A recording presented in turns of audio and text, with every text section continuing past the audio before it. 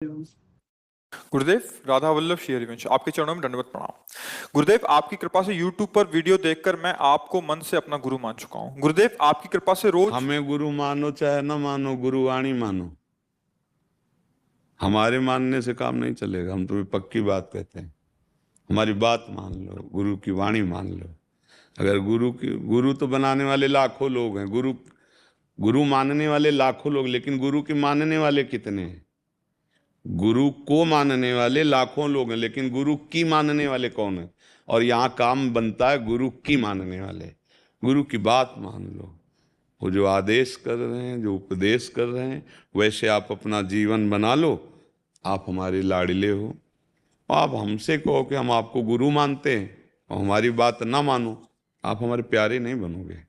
तो इसलिए हम बोल दिया बीच में कि आप हमको गुरु मानो या ना मानो, हमारी बात मान लो।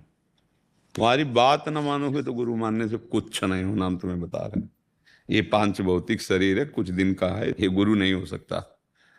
कोई पांच भौतिक शरीर गुरु नहीं हो सकता। अच्छा, जो हम हैं वो तुम्हें परिचय नहीं है। उसी परिचय के लिए नाम है, मंत्र है, उपासना है। आप बात मान लो, आप हमें जान जाओगे। बिना जाने हमें कैसे गुरु बना सकते हो? बिनु जाने न होए प्रतीति, बिन प्रतीत होए नहीं प्रीति, बिन प्रतीत उपजय नहीं विश्वासा, और बिन विश्वास भगति नहीं ते, बिन द्रवे न राम, राम कृपा बिन सपने जीव न लाभ। विक्रम है। जान गए अपने गुरु को? कौन है तुम्हारे गुरु? नहीं जान गए तो उनकी बात मानो, जान जाओगे। अगर बात नहीं मानी तो फिर सारी की सारी परमार्थ की शक्ति गुरु वाक्यम, ध्यान मूलम गुरु मूर्ति, पूजा मूलम गुरु पदम, तो मंत्र मूलम गुरु वाक्यम और मोक्ष मूलम गुरु कृपा। सब कुछ परमार्थ गुरुदेव में ही रखा है। वाणी जी को मानो, बात को मानो, बस उसी से परम मंगल हो जाएगा। अब आगे प्रश्न करो। महाराज जी, आपकी कृपा से रोज सुबह 4 बजे उठकर राधा नाम जप करने का भी अभ्यास करना शुरू किया है, लेकिन मेरा मन कभी कभी अशांत हो जाता है क्योंकि मेरा व्यापार पूर्व से ही मांस मछली संबंधित रहा है। मैं मांस मछली का सेवन तो नहीं कर रहा, लेकिन व्यापार करता हूँ, इसलिए मन अशांत रहता है। भगवत प्राप्ति में कोई बाधा तो उत्पन्न नहीं होगी इससे? पक्की हो जाएगी। कर्ता, प्रेरक, अनुमोदन तीनों को समान फल मिलता है। कर्ता जिसने मारा, तो आप उसमें सहयोग तो है ही है। आप व्यापार क्या जीव ही हत्या वाला केवल है क्या सृष्टि में? आप भाग्यशाली हो, आपको सत्संग सुनने की रुचि आई, तो क्या एक ही व्यापार है? हाँ, अगर आप ऐसे जगह जन्मे हो कि जहां आपका धंधा यही चल रहा है कुल परंपरा से, तो हम प्रणाम करते हैं आपको कि आप ऐसी कुल परंपरा में जन्म लेकर भी नाम जप करते हो।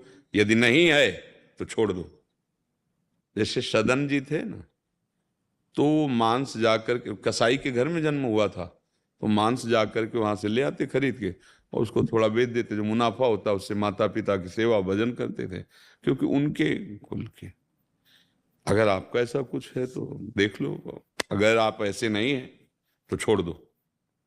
जीव हत्या करके रुपया कमाने से कभी किसी को शांति सुख नहीं। अब दवा बहुत बढ़िया, इसीलिए कि तुम्हारी बुद्धि अभी काम कर रही है कि आप ये देख पा रहे हैं कि आपका मन जल रहा है, उस बात के लिए जल रहा है जो गलती हो रही। यही भजन का प्रभाव होता है।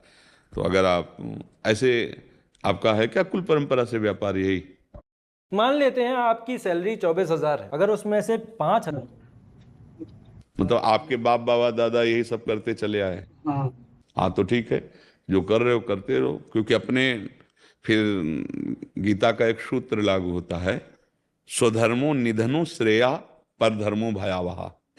जो स्वधर्म है, अब जैसे आप बराबर करते चले आ रहे हैं, आप अभी तक कर रहे हैं, अब अगर आपको असहनीय नहीं हो जाए आगे तो छोड़ देना, मतलब भगवान छुड़ाना कह रहे थे कि छोड़ देंगे, बट थोड़ा सा समय चाहिए महाराज जी। हाँ, तो हम इसीलिए तो कह रहे हैं। हम आज तक से नहीं कहा कि आज से, अगर ये कह देते वो ऐसा नहीं चल रहा था हम नया खोल लें तो अभी मना कर देते, पर जब जैसे चल रहा है तो इसीलिए छूट दे दी कि आप देखो। और जब असहनीय हो जाए, मतलब कि अब हम कुछ नहीं, अब हम नहीं कर सकते कि, तो फिर छोड़ देना।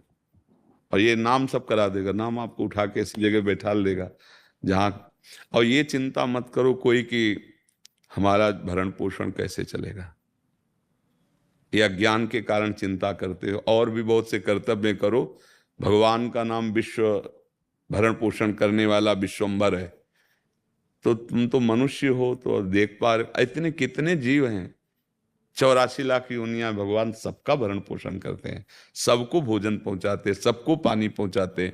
अच्छा, डॉक्टर हमारे शरीर की स्वस्थता के लिए, मनुष्य शरीर या बहुत जो पशु पाले उनके, और लाखों जीव जंगलों में रहते हैं, उनको कौन से डॉक्टर हैं?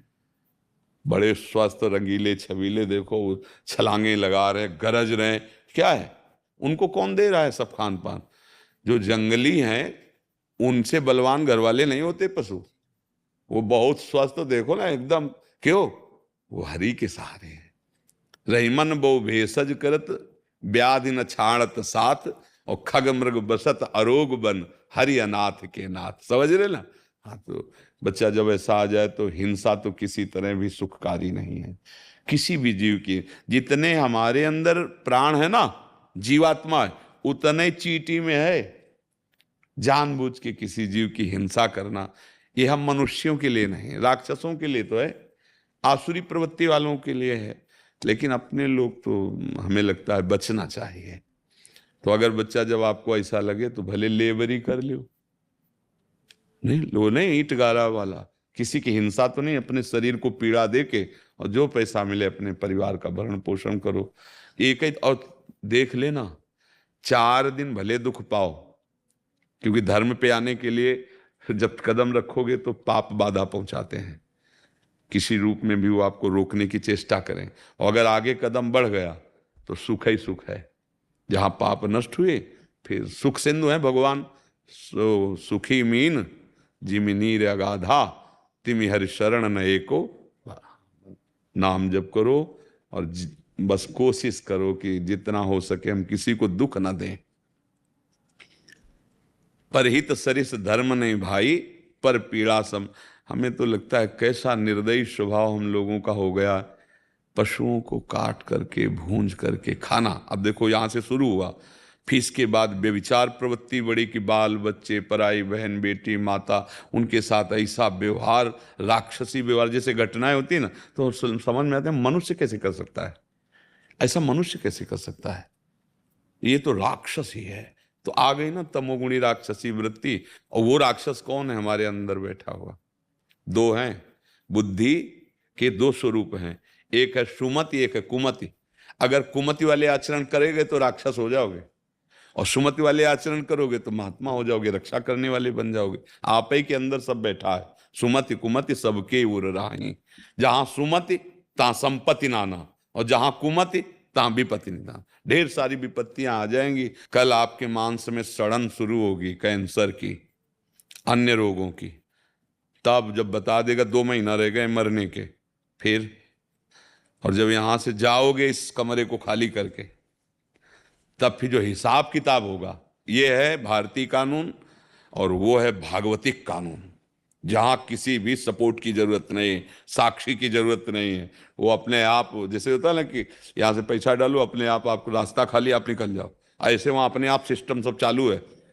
वहां जो थोड़ी के न्यायाधीश बैठे और सब बातें, वहां तो 1 सेकंड में हिसाब किताब, वो सर्वसाक्षी है, तुम्हारी एक एक बात पहले ही देख रहे, जान रहे। कितने जीव जाते होंगे फिर तो वहां, मतलब लाइन लगी रहे वर्षों, ऐसा सेकंड में हिसाब किताब। तो इसलिए उस हिसाब का चिंतन करो जहां कोई गड़बड़ी ना हो जाए जाने पर। यहां जो हिसाब है तुम्हारे काम का नहीं है, एक चवन्नी नहीं जाएगी, शरीर यही रह जाएगा, रिश्ते नाते यही रह जाएंगे, यश कीर्ति यही रह जाएगी। बस समझ लो जन्म जन्मांतर का हिसाब किताब मिटाने आए हैं, सजाने नहीं आए। हम आए हैं परमेश्वर से मिलने के लिए, परमात्मा से मिलने के लिए। कोई मेहनत की जरूरत नहीं है, जो कर रहे हो शास्त्र सम्मत करो और भगवान को अर्पित कर दो और नाम जप लो, इसी से भगवत प्राप्ति हो जाएगी। गृहस्थी में हो, इसमें कोई ऐसा नहीं कि जाके गंगा जी में हाथ उठा के खड़े होना, या राधा राधा राधा, और जो सुबह से शाम तक किए, ये देख लो किसी को दुख देने वाला पाप कर्म ना हो, और भगवान को अर्पित कर दो, इसी से भगवत प्राप्ति हो जाएगी।